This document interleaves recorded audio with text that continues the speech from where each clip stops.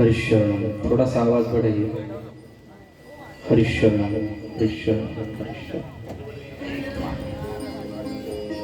आज बड़े सौभाग्य की बात है,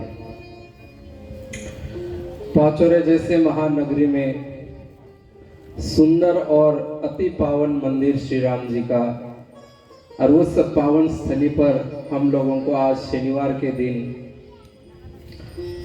सुंदर कांड जैसा आनंद लेने को मिल रहा है, पाठ करने को मिल रहा है। हम लोग बहुत दूर थे, हम वृंदावन से आ रहे हैं और हमारे साथियों की टिकट बनी हुई थी पर वो कंफर्म नहीं हो पाई, इसलिए उनको बस से आना पड़ा थे मथुरा से, इसलिए लेट हो गए, इसलिए हम क्षमा प्रार्थी हैं। और मंदिर में आते हैं तो समय तो भगवान के स्मरण में ही बीतता है। यदि लेट भी हो जाए, कोई पहले भी आ गए, तो ऐसा नहीं है कि अपने प्रापंचिक बातों में समय बिताए। यहाँ आए, राम जी का स्मरण किए, हनुमान जी का स्मरण किए, भोलेनाथ का स्मरण किए, और उनके जो भक्त यहाँ विराजमान रहते हैं उनका अपने लोगों ने स्मरण किया है। और जो संतों के शरण आ जाता है फिर तो क्या कहना है।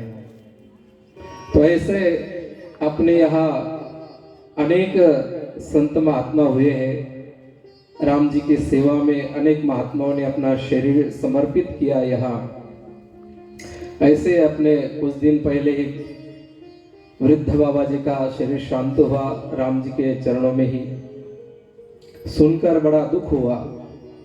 पर आखिर एक ना एक दिन अपने लोगों को जाना है। कहाँ जाना है? स्वर्ग में जाना है।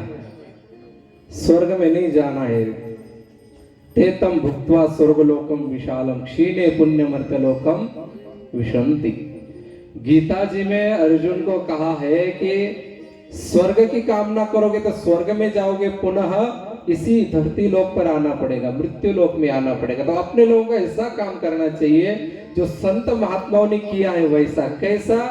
जो संत महात्माओं ने रास्ता बताया, अब श्री राम प्रभु के चरणों में जाना चाहिए, चरणों की शरण जाना चाहिए, वही रास्ता अपने को अपनाना है। इसीलिए उसी रास्ते को अपनाते हुए अपने लोग श्री तुलसीदास जी महाराज जी के जो रचित रामायण है रामचरितमानस, उस रामचरितमानस के अंतर्गत जो सुंदर कांड है उसका अपने लोग पाठ करेंगे। इसका बड़ा महात्म्य है।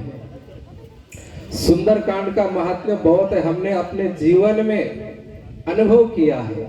आप लोगों ने भी जीवन में अनुभव किया होगा, और वो भी शनिवार के दिन। क्या कहना, शनिवार और मंगलवार हनुमान जी को बड़ा प्रिय है। तो ऐसा जो सुंदर कांड है, सुंदरे सुंदरी सीता, सुंदरे सुंदरी वार्ता, इसमें सब सुंदर है। इसका नाम सुंदर कांड क्यों रखा है? हम लोग सुंदर किसको कहते हैं? जो मन को भाता है, मन को अच्छा लगता है, उसको हम सुंदर कहते हैं। जिससे हमको प्रेम मिलता है, कुछ रस मिलता है, उसको हम सुंदर बोलते हैं। तो इसमें सुंदर कांड के अंदर भक्ति पूरी भरी हुई है। इसके अंदर जितने भी पात्र हम लेंगे वो सब भक्ति से लबालब है। हनुमान जी है, वो भी भक्ति से भरे हुए हैं। सुग्रीव जी है, वो भी भक्ति से भरे हुए हैं। अंगद जी को लेकर ले लो तो अंगद जी भी भक्ति से लबालब भरे हुए हैं। और सबसे सुंदर इस सुंदर कांड का पात्र है विभीषण जी। विभीषण जी की शरणागति तो इतनी सुंदर है कि जिसके बारे में जितना कहा जाए उतना कम ही है। किनके शरण आए हैं? जिसकी पत्नी उनके भाई ने चुराई है। किसने चुराई है? हम लोगों ने चुराई है क्या? राम जी की पत्नी किसने चुराई है? रावण ने चुराई। रावण किसका भाई था? विभीषण का। तो ऐसा विभीषण के भाई ने सीता की चोरी की और उस रावण को मारने के लिए जा रहे राम जी, और ऐसे राम जी की शरण आ रही। क्या सुंदर सरलता है। हमारे भाइयों ने तो राम जी का कोई अपराध नहीं किया है क्या? हमारे भाइयों ने तो पूजा ही की है, तो हमको राम जी त्यागेंगे क्या? और इतना ही नहीं, राम जी ने भुज उठाकर पन किया है। क्या? जब राम जी दंडकारण्य के अंदर से जा रहे थे तो संतों ने बताया कि देखो राम जी, आपके होते हुए ये हड्डियों का पहाड़ हो गया है। बोले किसने? बोले असुरों ने। असुरों ने खा खा के हड्डियां या फेंकी है। बोले तो उसी समय भुज उठा ये पन कीन। राम जी ने पन किया, मतलब प्रतिज्ञा की कि धरती पर असुरों को नष्ट कर दूंगा, कहीं भी असुर दिखने नहीं दूंगा मैं। तो राम जी ने प्रतिज्ञा की। और राम जी कौन थे? साक्षात ईश्वर थे। और ईश्वर की प्रतिज्ञा झूठ हो सकती है क्या? परंतु भक्त के आगे ईश्वर की भी नहीं चलती है। हमारे स्वामी राम सुखदास जी महाराज जी के बारे में आप लोगों ने सुना ही होगा। गीता प्रेस के संस्थापक रहे, कुछ दिन संचालक रहे हैं। गीता प्रेस का नाम सुना है जी? ये किताबें अपने आज वर्ल्ड में सबसे सर्वप्रथम और सस्ती किताबें और धर्म का प्रचार करने वाली संस्था है, वो है गीता प्रेस। और उसकी स्थापना किन्होंने की है?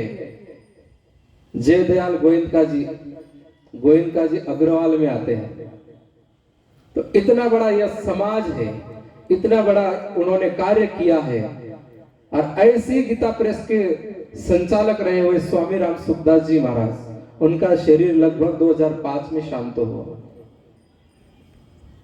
तो उन्होंने ही कहा है शरणागति बड़ी श्रेष्ठ है।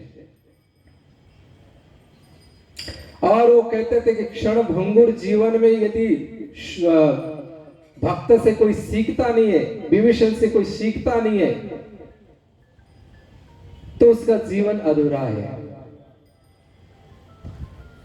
तो ऐसे स्वामी जी ने रामचरितमानस का पाठ बहुत प्रचार किया है।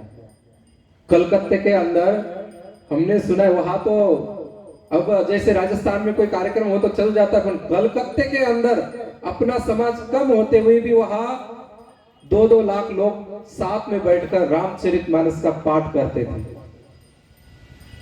ऐसे स्वामी जी के आशीर्वाद से अपने लोगों को यह सुंदरकांड का पाठ का लाभ मिल रहा है।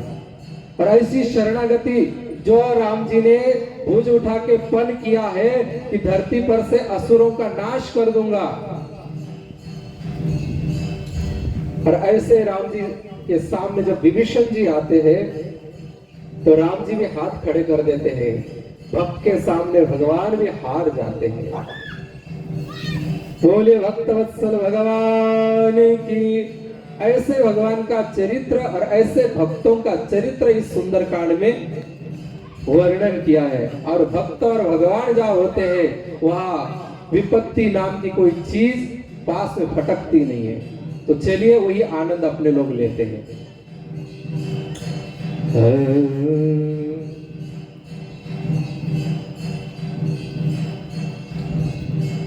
दो भाई सूर दो।